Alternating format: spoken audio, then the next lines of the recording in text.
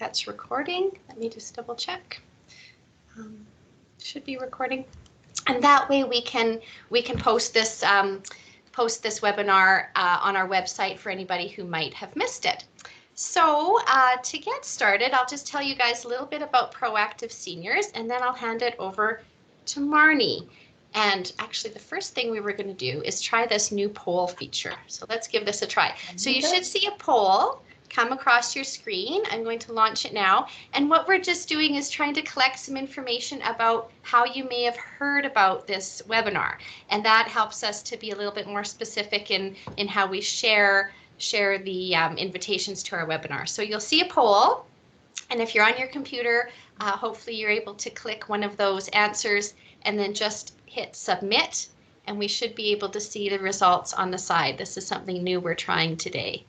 So give that a go, and you can do that while I can continue talking. Good. So let that kind of carry on for everybody to try. So if I close this, let's see if I close that. So first of all, Proactive Seniors. We are a local advisory company here in Calgary, and we also have a branch in Kelowna, and Brenda is here from Kelowna. You can wave if you can see her at the bottom, and we have an office in Edmonton as well. And so we've started doing these webinars so that we can continue to share educational information with the seniors and with their family members. We used to do a lot of presentations in person before COVID, and we really have missed doing that education component of what we love to do. And so we started this webinar series, and it's open to anyone. Feel free to invite anybody you want to upcoming webinars. They're all posted on our website. We try and post about four months ahead, and we're trying to do one each month. So you can always check that out on our website and see what's coming up next month, and join us if you'd like to. We're always happy to have as many people as would like to come. All right, I'm going to move forward in our slides, or try to. Okay, so a little bit of an introduction about Proactive Seniors. So as I said, we're an advisory service, and we are kind of here to help seniors and their families get the information that they need to make the kinds of decisions that need to be made in a time-sensitive manner. And so we really want to make sure that everybody knows what's important for their decision making, whether that has to do with staying home safely, whether that has to do with moving into a retirement community, caring for a loved one with dementia, or just knowing what the different services and programs are that exist in your city to make sure that seniors are getting the help they need when they need it. Our whole hope is that if people get the right help at the right time, and they're making those kind of decisions early on, that seniors can stay out of the hospital and stay out of long-term care and stay healthy and happy longer. And that is our goal. So these are the pictures of our team members. We have another one who's not on here yet, Sarah, but this is our group of lovely ladies, all helping seniors and families. So just very quickly, the four services that we provide at Proactive Seniors. The first is seniors planning, and that is where we take a very comprehensive look at a person's wellness and functioning within their home setting. Generally, it's for seniors that are wanting to stay home or age in place, and it's an approach much like doing a retirement plan or an estate plan. We look at a lot of different factors, and we try and make a very concise plan so that all of the issues or concerns are addressed. That's our Proactive Seniors Planning. Our second service is Seniors Housing Support, and that is where we are helping families to make the best decisions in terms of where someone might move if they're not going to stay home. So whether that is subsidized seniors housing for seniors on lower incomes, into the public supportive living sector, or all the way through into private retirement residences. We just want to make sure that we're getting the right information to people making those decisions so they're making their best possible decision so seniors can thrive and be happy and well supported if they are moving out of their home into a more supported living environment.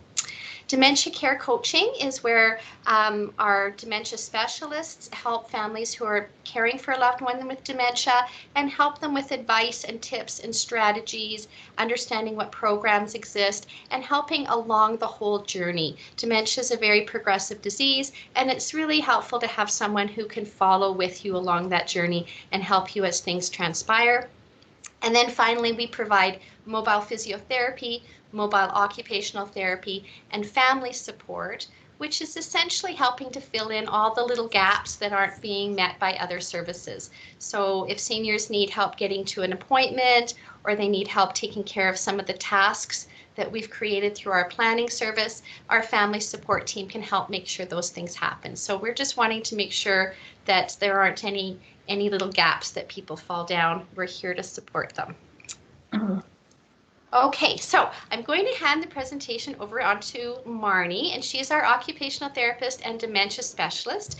And today she's going to be talking about how to keep your home safe and tips and strategies for that. And I'm going to just look over here and see how our poll went. Awesome, thank you. That's great. So Marnie, can you take control now? Are you able to move forward? I am. Hello, everyone. Happy New Year. I'm really excited to start off the January webinars. And oh, sorry, that was just a beep. Sorry, I'm not so good with the technology, so you have to all bear with me a little bit here. Bear with me here. I'm really excited, and I think that this is a great topic for starting off this new year, especially considering the year we've had with lockdowns and isolation and spending a lot of time at home. So as Kathy said, the topic today is there is no place like home and keeping seniors safe at home. So we start with this cartoon. I love this cartoon. It says, Mom says she wants to stay in her own home, but failing that, she'll settle for a villa in Spain. I think we can all identify with that. We all laugh at the cartoon, but in reality, more and more people are wanting to remain in their homes and are reaching out for assistance on how to safely do this and make it a reality. And you all may have heard of aging in place. It's sort of the new buzzword for helping people remain safely in their homes. And it's really based on the belief that with the right supports and with the right environment and setup and equipment, people can remain independent for longer in the spaces that they love. So this shift to an aging in place, some of it now is even compounded with COVID, but the shift to move to this aging in place has really been because of a shift in the Canadian demographics of older people. Older people in Canada are stronger, they're healthier, they're more educated, they are more informed of resources and services. They now have access to a lot of resources and services right in their homes that they never did before. They're prioritizing, or you're prioritizing health, you're prioritizing nutrition, you're prioritizing fitness. And because of all of this, it's really resulted in seniors who are more proactive in their care and their futures. And it's really started a whole thing about planning and preparing for the future. So I just want to start us off with a quick poll. Let me see if I can launch this. I'm new to this, so bear with me. I think you guys should see it. You see it? Yep. Okay, so I'll give you a second to do our poll. We'll do a couple of polls throughout this just to get a sense of some of the myths and realities out there. This first one is, as you get older, falling is normal. Let me just see. People are answering. Okay, I'll give it a couple more seconds.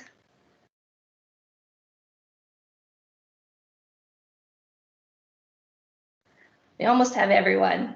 I'll give a couple more seconds for anyone else who wants to answer.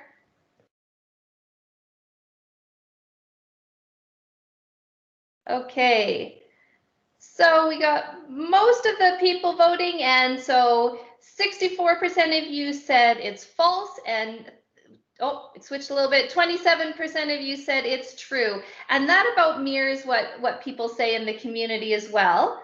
Oh, Kathy, how do I get my presentation back? Sorry.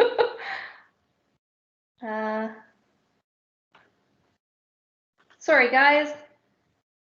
Let's just move ahead to where we were. I guess the polls knock us off a little bit. One sec. Okay.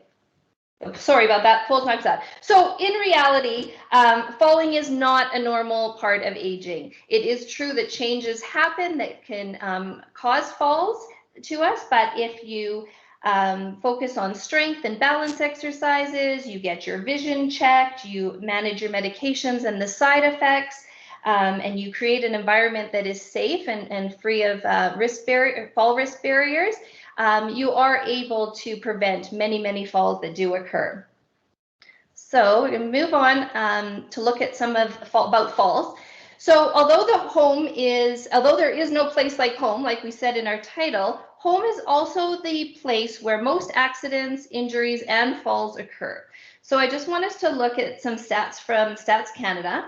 And if we look at this, falls are the leading cause of injury among older Canadians, with 20 to 30% of seniors experiencing one or more fall each year. And of those falls, 85% of injury-related hospitalizations are because of those falls, which is a huge number. And then of those hospitalizations, when it comes to discharge, over 1/3 of those need to be admitted to long-term care following a fall, which is a very scary statistic for people. And that's why it's really important that we look within the home at preventing falls. 50% of falls that cause hospitalization happen at home. And that is surprising to a lot of people who feel that the falls mostly occur outside the home when they're dealing with ice and things like that. Whoops, I lost control there. Okay, so the good news is that falls are preventable, and that's what we're going to talk a little bit about today, in addition to some other home safety things. So if you're looking at aging in place, we do recommend that you reach out to professionals for a comprehensive assessment and specific recommendations to you. But today I really want to focus on what you can do at home and how you can go through your home and make changes to make your home safer. So as an OT, when I look at someone's house and looking at making it safe, these are the 3 areas that I focus on: the person or the people living within the home. And then I look at the environment, your home, your yard, your garage, any areas that you're living. And then I look at your supports, both family, friends, caregivers. Those can be supports that you have, formal or informal, or supports that you have access to or maybe don't know of. Okay, so first we look at the person. Okay, so aging brings changes, simple as that. Even healthy aging brings changes. And then with any medical diagnosis or illness, it becomes even more complex in terms of symptoms, in terms of impact on functioning. So when I look at, so if you have a really good understanding of your health and the progression of symptoms that may occur, then you can better plan how it's going to impact your functioning and make changes within your home. So when we look at age-related changes, we look at things like mobility, which is walking, your ability to do stairs, maybe your ability to stand at a countertop to cook and meal prep, your ability to carry things like laundry up and down stairs or from one room to the next. We look at, pain, not just chronic pain, sort of reoccurrent or chronic pain. We also look at triggers. Is there something in the house or an activity that you're doing that may be causing more pain, which impacts your day-to-day functioning? We look at agility, which is your ability to bend, to stoop, to grasp, to balance. We look at sensory changes. Has there been any changes to your hearing or your vision or perception? I also say that people should really take note of changes to their sensation and touch, because a lot of the time people, as they age, they get different changes and they don't feel hot and cold the same, and that can cause some injuries and some accidents as well. We look at psychological issues that may be impacting functioning. These could be anxiety or depression symptoms, or even substance abuse that may be impacting it. And lastly, we look at cognitive difficulties, things like memory, attention, judgment, or even your processing time to respond to things in your response time. So the more you know about yourself and about those different areas, the better you can plan, and you can sort of foresee what injuries and accidents may occur at home. The good thing is, through the regular aging process, most of these changes are small and happen sort of cumulative over time. And as they happen, people are very good at coming up with their own small coping strategies. But the more we know about progression or symptoms or potentials into the future, the better we can plan. It's really the key to being proactive.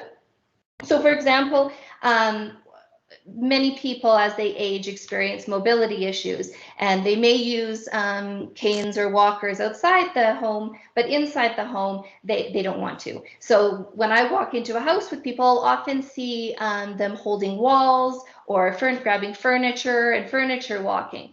So those are great compensation strategies. But if we know that that is something that you potentially could do, then you want to look at your house, and you may do things like secure cabinets or TVs to the wall. You may make sure that a couch that you're used to grabbing isn't going to slip away because it's on a like a throw rug.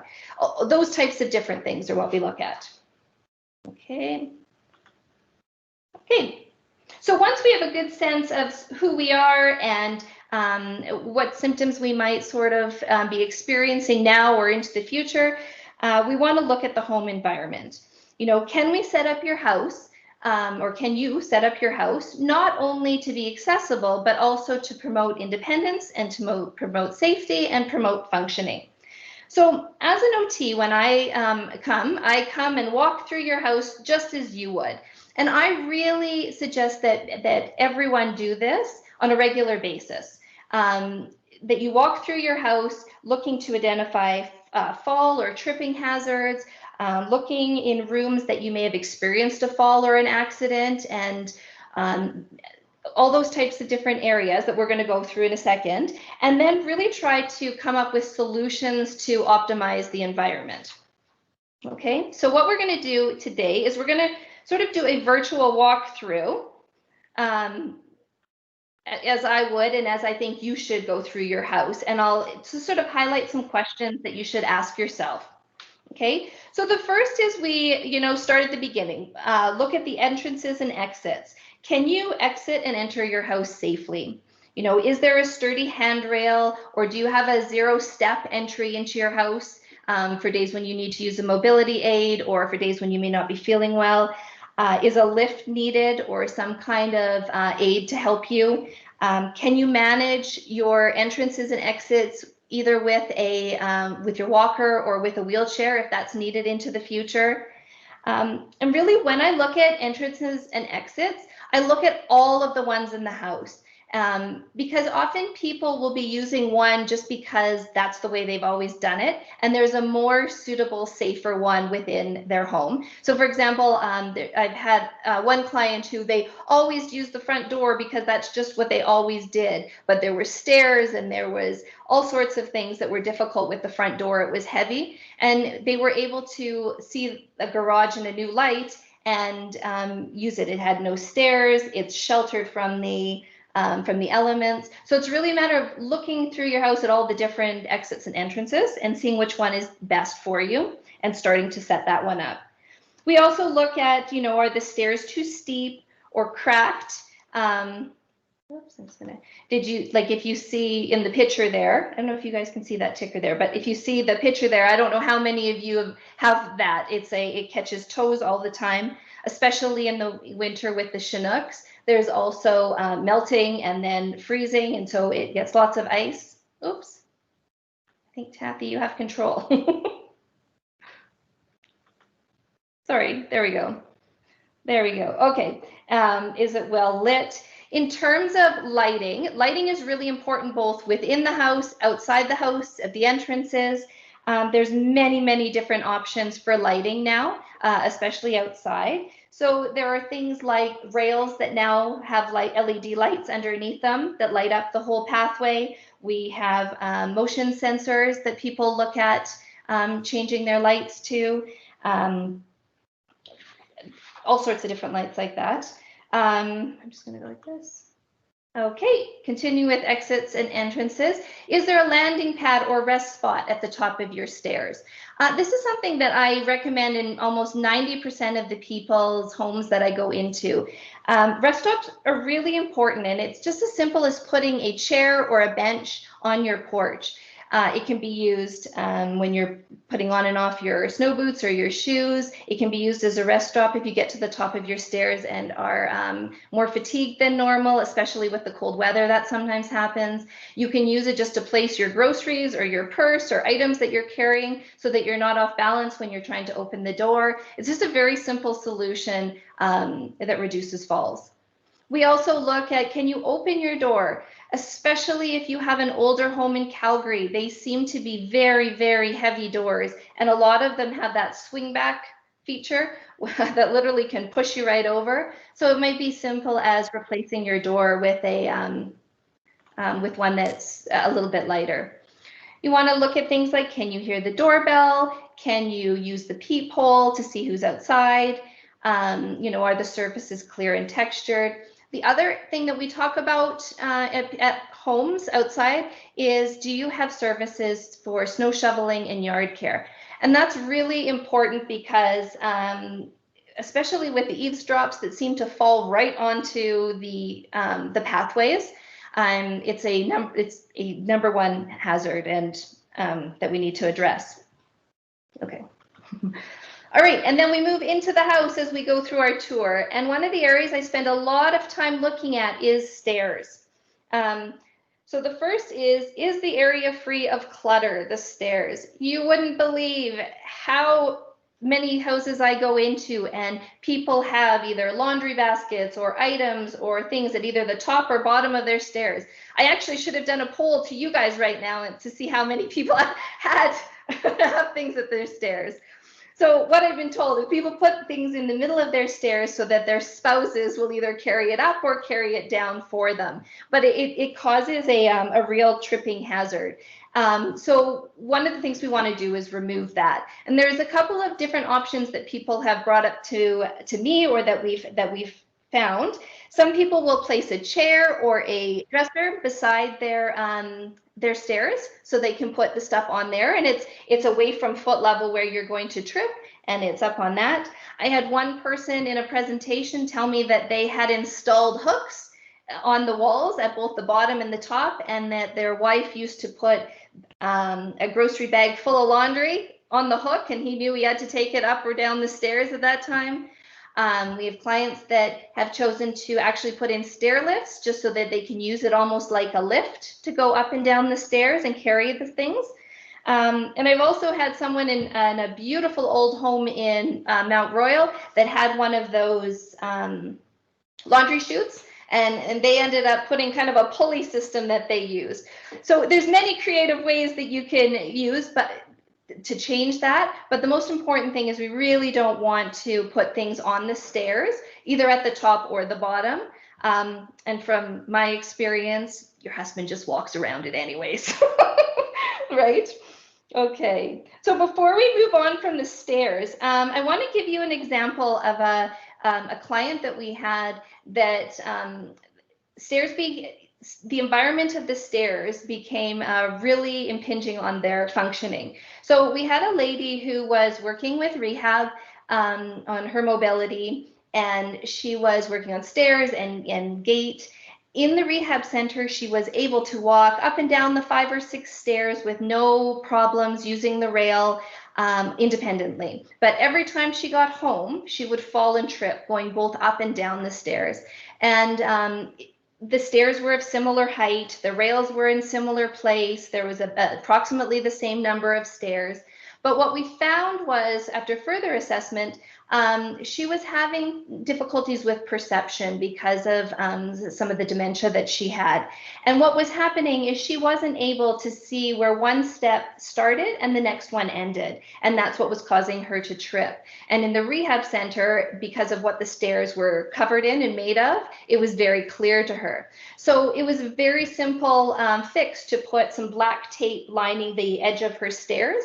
And this showed her sort of where her steps began and ended, and she didn't have falls after that. So simple things can really make a big difference in your fall risk. Okay, and we'll move on. Okay, so as we move further through your house, we're going to look at the kitchen. The kitchen is a spot where a lot of accidents and injuries and falls even occur. So when I look at the space, and when you walk into your kitchen, what I want you to look at is, first of all, is the space well lit? Is there a surface that you can work from a sitting position, whether that be a kitchen table or a counter?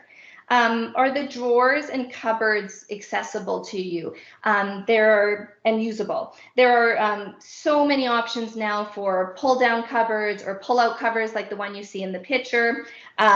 Or it could be as simple as reorganizing your cupboard space so that the stuff that you use most frequently is in the lower levels.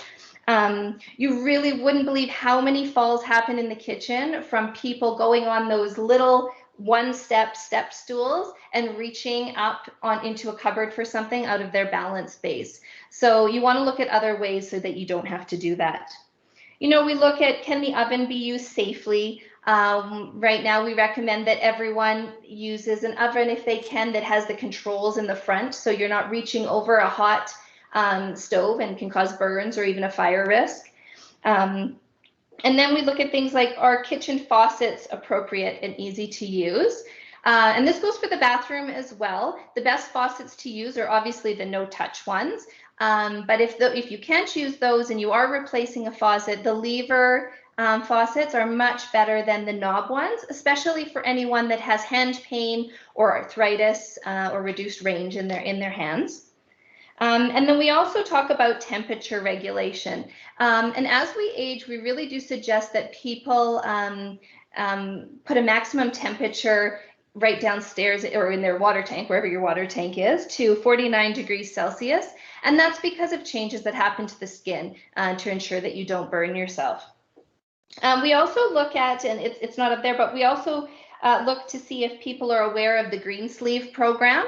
I won't talk too much on that now, but basically what that is an AHS initiative where a green sleeve that you fill with any diagnosis or chronic illnesses that you have, a medication list, a contact list, your personal care directive, or any choices that you wish to make. And that's all together in this green sleeve, and you put it on top of your fridge. And emergency services know that if they come in to grab that, if there's a green sleeve on there. And then if you can't make your wishes known, or you're confused and for some reason get mixed up and don't know the answers to their questions, it's all there for you. We can talk more about that later if people have questions on that. In the kitchen, there is also tons and tons of little gadgets and equipment to make people's life easier. So to name a few, just so people are aware of some of them, there's automatic shut-off appliances like tea kettles. There's automatic shut-off for stoves or ovens in case you leave them on. There's lots of large handle utensils or foam that you put on utensils if you're having grip strength issues.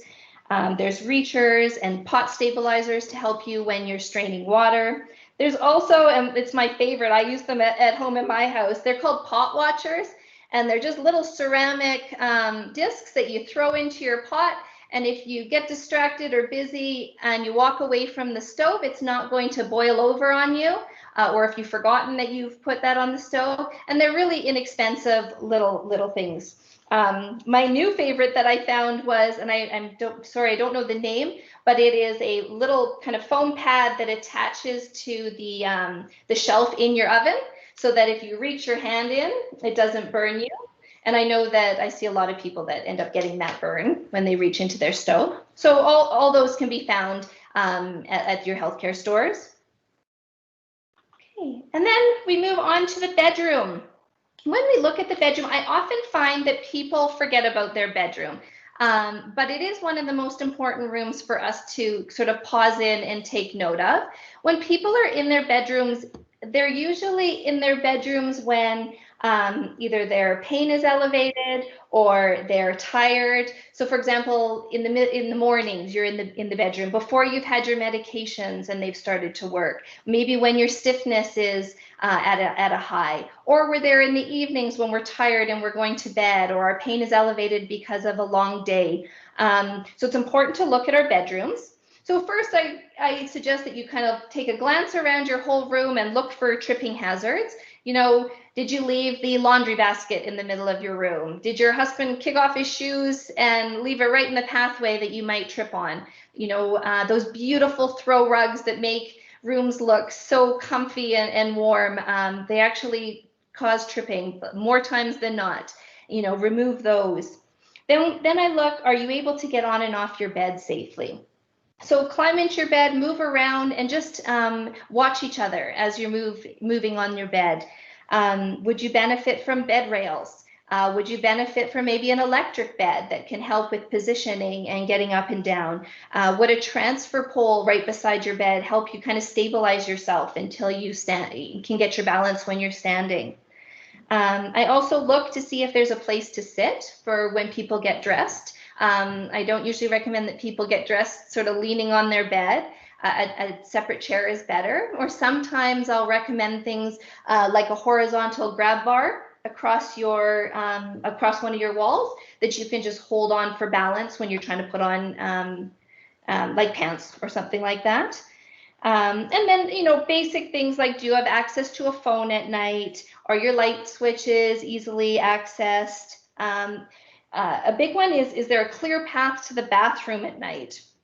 I'll tell you a story about one of my clients. So she goes to the bathroom multiple times a night.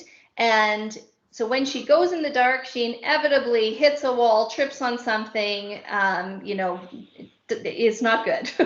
But she would, every time she turned on the light, she would wake up her husband, who would then be upset and have trouble falling back to sleep. So one of the things that we were able to do with her is there is these special lights. So when she put her feet down off her bed, the lights under her bed would light up, and a pathway along the ground of lights would light up to her bathroom. And this way, when the lights came on, it didn't wake up her husband because it was below eye level, but she was able to access it. And a lot of these LED lights are quite inexpensive too. So that was one option, one creative option that came out of that. But there's lots of different ways to light pathways up to the bathroom. The last one is if someone in the house has a tendency to wander or needs supervision at night, are there safety measures in place? So that may be things like, putting an alarm on the door to make sure no one wanders out unsafely at night. It could be just setting up a monitor, like an auditory monitor, that you can hear when someone gets up, especially if you're not sharing the same bedroom as them. Also, motion detector lights that we talked about in the other rooms. Sometimes people don't want them because they wake them up, but other times they can be used for exactly that reason, to alert the person that their loved one is up. Okay, and we'll move on to the bathrooms. So the bathrooms, everyone knows the importance of bathrooms. It is the #1 place in homes that people fall or injure themselves. So it's really important to spend a lot of time looking at your bathroom and your functioning within it. So first, we look at the doorway. Is it accessible with a walker or wheelchair? For some reason in Calgary, if you're in an older home, bathroom doors seem to be smaller than other regular indoor interior doors. So if you can see on the slide, there is a picture of what's called a swing away hinge. And those, you just replace your hinges with one of those. And what happens is it pulls the door back, and it actually gives you an extra couple inches so that your hands don't get stuck. It takes away the door, basically. Not takes away the door, but it takes away that little edge of the door. So we recommend those quite a bit. And of course, we look, is there sufficient lighting? Can you reach the electrical sockets and the switches? But mostly what I'm looking at when you're in the bathroom is, can you get on and off the toilet either independently or with ease? And can you get in and out of your shower or bath? Basically, we're looking for a placement of grab bars, or whether you need a raised toilet seat or a whole raised toilet just to make the transfer easier. It's especially important whether you have back pain or leg pain or problems with your knees or many of the other elements that happen. We also look at changes or equipment that can be used in the shower or tub. Sometimes people can get away with just a shower bench or a shower chair. And sometimes you may want to think about looking at a no-step entrance shower. And believe it or not, there are amazing options now for showers, no-step entry showers, even in very, very, very small, tight bathrooms. And continuing, are the medications stored properly and within reach? We talked a little bit about the equipment and the faucets and that. The other one is the pipes exposed under the sink.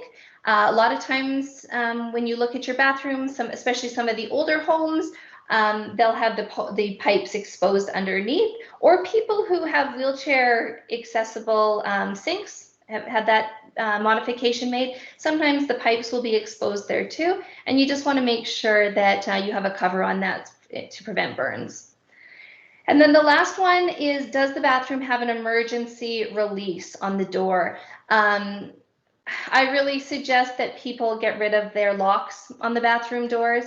I think it's really important to respect privacy, and doors should remain on, but people so frequently lock themselves in the bathroom, or they'll lock the bathroom door when they have a shower and have a fall, and then it's hard to access you and help you. So just check to make sure that you can get into a bathroom when it is locked, or potentially remove the lock. Okay, so I'm not going to talk too much on this. This slide shows some funding programs that are available. Basically, I just want you to be aware that there is provincial and national programs that are available to help with either partial funding or full funding in some cases for both equipment and for modifications, home modifications. Each has a different eligibility and is very case specific. So if you have any questions on your specific case, you can just reach out to us and we can go over that and find some funding programs that are available for you. So just before we move away from the home, I'd just like to give another example of someone where the environment really was either promoted function or inhibited it. We had one gentleman who we worked with, and he had a stroke, and he was being discharged home permanently. And when the family went to the family meeting, the nurses said he was able to, they woke him up in the morning, but after that, he was able to transfer himself into his wheelchair. He was able to get up out of bed. He was able to get himself dressed. He was able to toilet himself and transfer himself back to bed if needed from his wheelchair. But when she brought him home, he literally was stuck in bed and was unable to do anything. And the reason for that was that the rehab center's environment promoted his independence and promoted his functioning. The gentleman was able to sit up in bed and maneuver himself in bed because he had a bed rail. He was able to transfer himself into his wheelchair independently because there was a pole beside his bed that he could hold on to, and it helped him with balance. He was able to transfer on and off the toilet because it had a raised toilet seat and grab bars at exactly the places they needed. So the same gentleman with the same issues had totally different functioning at the two different places. And once the family installed all those things that helped him, he was then again independent at home. So it's really just gives a clear picture of how the environment can impact your functioning and in turn impact your safety at home. Okay, so the next area I want to look at is support services. I love this cartoon too. It says, here's your support dad and here's mine. I just really think it shows people seem to understand that equipment and mobility aids and things like that, and they see them as valuable and as aids that they need, but you don't always see the value in the people support. And that's what I want to talk about here. So I'm going to do another poll just to make sure everyone's still awake and with me. Do you see the poll now? There we go. So I'll give everyone a second to answer this for me. Home care is only for people who are ill or lack independence. I'll give a second to answer it.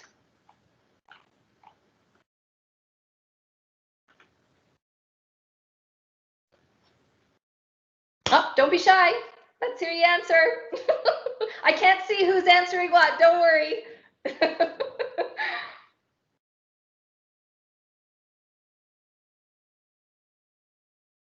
Okay.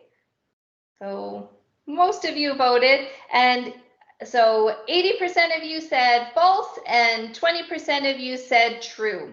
And a lot of people do think that. The answer is false. Hiring a home care worker does not mean that you have to sacrifice your independence. And it doesn't mean that you need one, even if you still, sorry, just because you're independent doesn't mean that you wouldn't benefit from help of support services. Having someone come in and assist you with different tasks, whether that be cooking or cleaning or supervision during showering and bathing. First of all, it promotes safety. You're able to continue doing things longer. And it also promotes energy conservation. If they're doing some of the things that are more difficult for you or exhaust you, then you have the energy for other activities that are important to you. So it's really about finding balance. Hang on, I just want to go here. Okay, so while a properly set up home can increase your independence, at some point, most people who choose to age in place and stay at home, they will require some extra supports. So now most of you know this, but I just want to review it. Home care services provide a lot of different kinds and areas of support. When we help people arrange for support at Proactive, we really do try to find a balance and the right balance for each person of public, private, and family assistance support if that's available, and try to find the right fit. So home care provides lots of different types of services. They provide personal care and hygiene, housekeeping, meal preparation and cooking. They can run errands for you, provide transportation, wellness checks, companionship, medication assistance, mobility assistance, cognitive support, exercise assistance, and caregiver respite. And that's really just to name a few. Home care service not only helps with the physical needs, but they also can combat some of the negative health effects that are seen through social isolation and through loneliness. And one of the nice things about having a regular healthcare person within your home is they can see little changes that happen to you or little difficulties, things that might be becoming more difficult. And so you're more likely to find things that you're just going to visit. Okay. All right.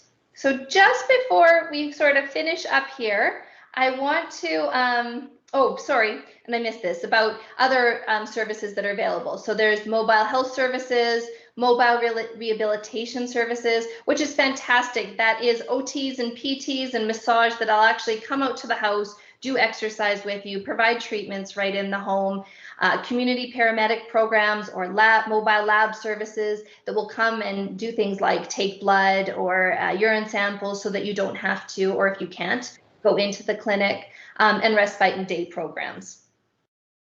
Okay, so now just before we sort of finish up, I like to just take a couple seconds to talk about Alzheimer's or dementia and home safety.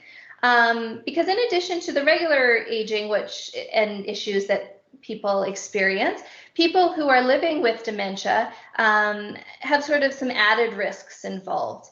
So Alzheimer's causes changes to the brain and the body that affects safety, things like judgment and confusion, disorientation, memory loss, vision changes like clarity, but also like I was talking before about depth perception and balance. And so here are some specific recommendations that are commonly used. So the first is keep hazardous chemicals and cleaning solutions well marked and in areas that they cannot be confused with food or drink. Now, I know this sounds like a very, very elementary common sense recommendation, but what people don't understand is really the impact that dementia has on our cognitive ability to understand this. So for example, most of us will keep cleaning solutions under our kitchen sink. So for someone with dementia, they may walk in, they may grab a bottle, they look at the bottle, they realize that it's a familiar something, and then they look around at the kitchen, and the kitchen, it cues you to eat because it's a place where you eat or you drink. They become confused and they're more likely to eat or drink that. So something that we've always had there becomes a real danger to someone if they get confused or mixed up, and all the cues around them are telling them that this should be a food or a drink because it's in the kitchen. So yeah, there's my 2 cents on that. And then I also often recommend stickers on glass doors at eye level, because you wouldn't believe how many people, because of perception changes, walk right into the glass doors or screen doors because they can't see it. It literally looks open to them. So just go around and kind of put those stickers on. And there's some very pretty ones that you wouldn't even notice. And then remove the locks on the doors. We talked about that. Appliances, we talked about that, and the stove. In terms of the stove, there's a couple of different options that you can do. There's some switch off valves so that when you're not using the stove, you can literally keep the whole thing switched off. Otherwise, there's automatic shut off valves that can shut off the stove after a certain time limit, or if you haven't used it, like you haven't stirred, it hasn't sensed you in front of it for a certain amount of time. And again, as we talked about, the bookshelf, securing the bookshelves. So the last thing I want to talk about, and it's sort of in terms of home safety, but it's a really great program that I just like to make people aware of. It's called Medical Alert Safely Home. And basically what it is those regular medical alert bracelets that you wear for, if you have diabetes, it says diabetes. If you have an allergy, it says that, or heart. Basically, it's the same bracelet, but instead of being red, it's blue. So it looks like the picture up here. It's a Canada-wide program, and it's basically meant to assist getting someone living with dementia who maybe has wandered off or become lost, and it helps them return safely as quickly as possible. And basically what happens is, for example, if a family member has that signed up for the program has become missing or wandered off, you call 911 as per normal, but you give them the ID number on the medical alert bracelet, and then they are given recent pictures of the person and information that could impact getting them home safe. So contact details, places where they potentially could be, if you have any tips or tricks on how you approach people or anything like that, specific names they like to be called, all that kind of information is given to them. And I've seen this program in action, and it is quite amazing. Once they have the information and once this has been triggered, they'll often send out alerts to taxis, the emergency people, buses, so everyone is on the lookout for the person. And then once the person is found, obviously they can be easily reunited because of the contact information. And the opposite is also true. If you happen to be walking down the street and you see someone who has a blue medical alert bracelet that maybe seems a little confused, you can approach them, call the number on there, and they immediately can get them in contact with their family as well. So it's a great program. I believe, don't quote me on it, it may have changed since January, but I believe it's $60 for like a year subscription. And it's one of those that you redo each year. Okay, so happy, healthy at home. Basically, inspecting your home and taking actions to prevent injuries and set up your home and get the supports you need can help you and your loved one, live happily, healthy at home, hopefully for years to come. Right, that's it. Any questions? Yeah, Barney, that was fantastic information. Oh my gosh, and so much to think about. Will we be offering a follow-up information summary for our webinar attendees and the way we have in other webinars? Sure. Yeah, absolutely. Yeah, I think that would be great. So we have a couple of good questions. One of them was, what options are there for reachers? You talked about that in the kitchen for reachers. For reachers, yes. Oh, the reachers, there is literally countless options. So I always recommend that people get the options that lock. So there are some reachers that, so they use, okay, let me start again. Reachers are the long bars that have a kind of a grabby thing at the end, and you squeeze it with your hand and it opens and closes the grabby thing. In its most simple form, that's all it is. There's no locking mechanism, but I have found that when people use it, and if they're using it with anything heavy, they'll often drop out of the reacher. So when I send people to the home healthcare stores, I really suggest that you get one that has a locking mechanism, and it's just a button on this part of it that you touch and it'll lock, and then you can bring it down. They do have varying lengths. They do have varying grip strengths as well for anyone that has arthritis or hand pain. Really, it's a matter of just finding the right one. And the range of cost is everything from, I think the cheapest I've seen is $8.95 all the way to $40. So. Great. Okay, thanks. And on a totally different note, what are the signs the government looks for in taking away seniors' licenses?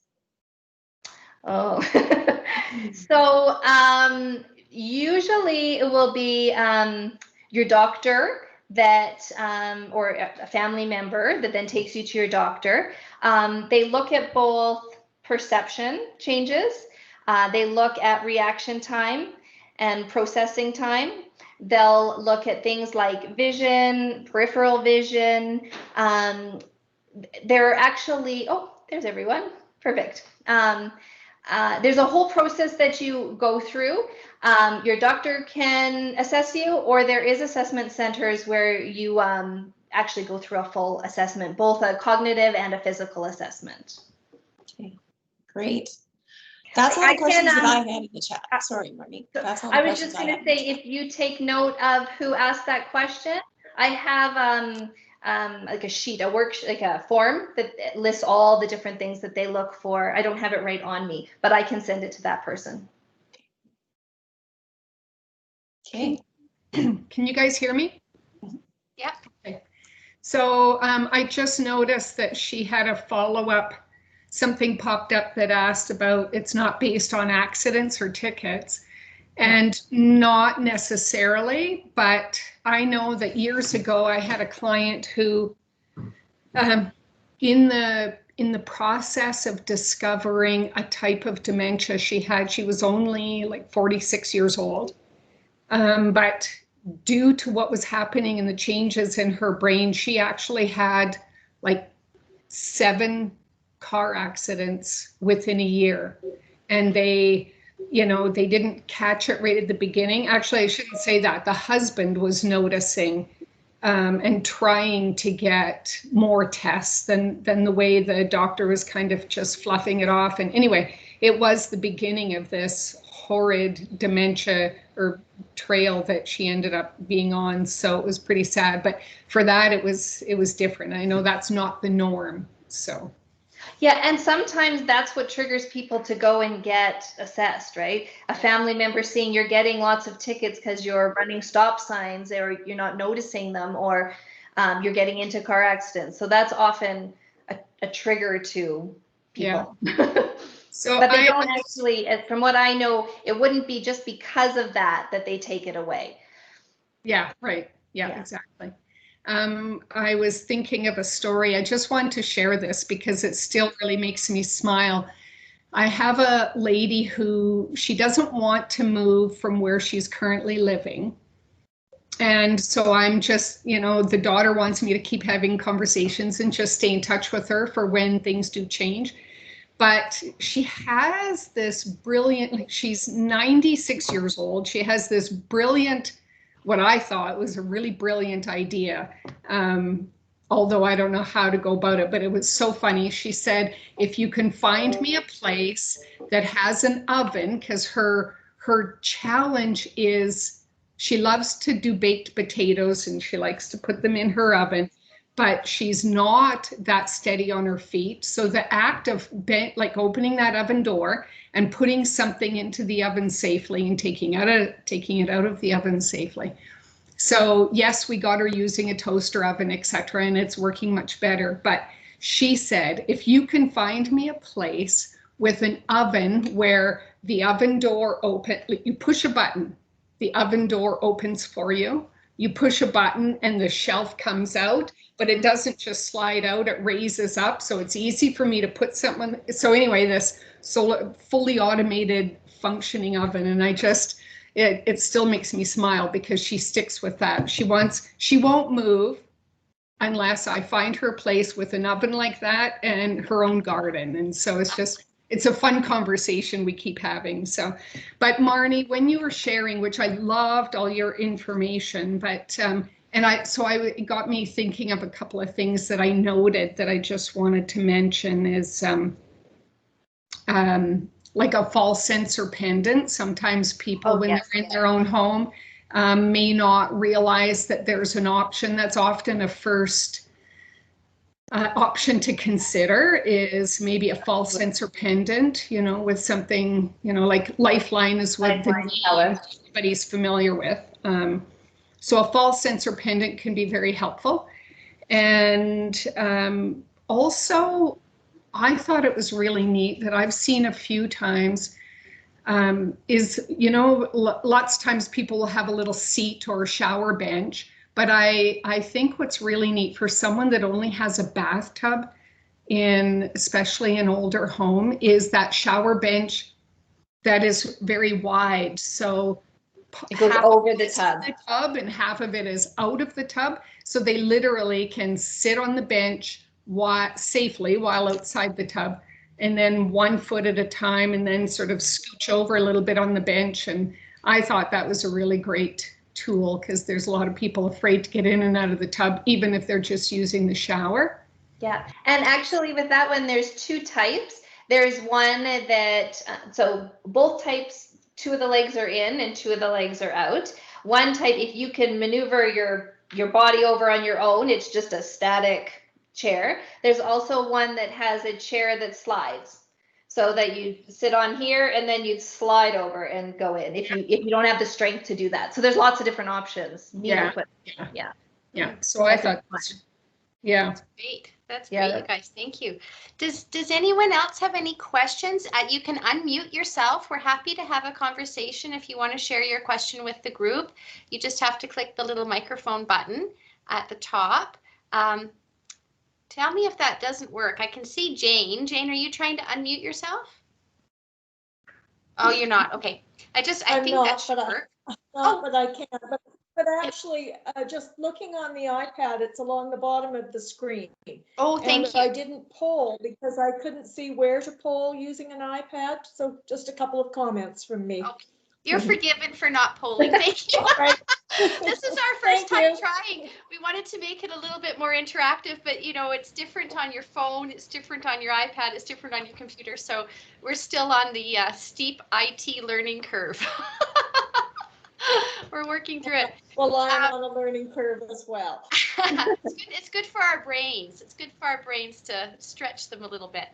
Well, thanks, Jane. Does anybody have any questions or anything you'd like us to answer? We can also, if you've got something more personal that you want to ask, just email us or give us a phone call. Our email is info@proactiveseniors.ca, and I can just forward that on to whoever the right person on the team is to answer. You're always welcome to send us a question. We're happy to answer them. So just feel free to do that, or if you've got anything you want to share. We've got a couple more minutes left. Well, it is 3 o'clock. We've done an hour, but we're happy to stay on a little bit longer. I had one more note actually that I wanted to comment on is if anyone is visiting. So if somebody is in a less familiar environment, and I know we're not doing any of that right now, but if let's say someone has a parent that comes to stay with them and they typically wouldn't use it, but night lights can be really handy to light up their path. I know Marnie talked about lighting the path to the bathroom, but we also find too when someone visits, we experienced it with my mother-in-law, that let's say in her house, if she woke up in the middle of the night and came out of her bedroom and turned right to go to the bathroom, and then in our house, she'd have to turn left and go a different direction. It can be disorienting in the middle of the night. So having night lights for somebody who's not accustomed to that environment.